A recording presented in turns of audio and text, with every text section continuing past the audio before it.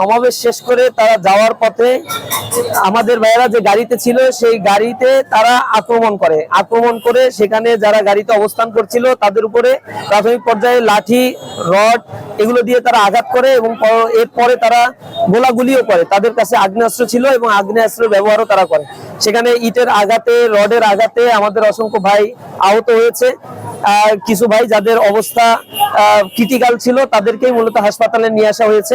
সুতরাং আমরা মনে করছি যে গোলাগুলির ঘটনাগুলো যারা করছে তাদের কাছে প্রচন্ড পরিমাণে অস্ত্র আছে এবং এই এলাকাগুলোতে পূর্ববর্তী সময়ে এই সন্ত্রাসী কর্মকাণ্ড যারা করেছে তারা এখনো সক্রিয় আছে। তারা কেউ গ্রেপ্তার নাই, জেলখানায় নাই। প্রশাসন যদি তাদেরকে গ্রেপ্তারের জন্য যৌথ অভিযান পরিচালনা না করে এ জাতীয় অপ্রীতিকর ঘটনা আরো বারংবার ঘটতে পারে।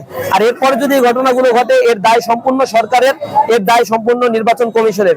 তারা এই ঘটনার পরে যদি নড়ে চড়ে না বসে তাহলে জনগণের পক্ষ থেকে যে ব্যবস্থা নিরাপত্তার স্বার্থে তাদের নিজেদের নিরাপত্তার স্বার্থে করা দরকার, সন্ত্রাসীদের বিরুদ্ধে সেই অবস্থানই এই অঞ্চলের বা এই এলাকার জনগণ গ্রহণ করবে ইনশাআল্লাহ।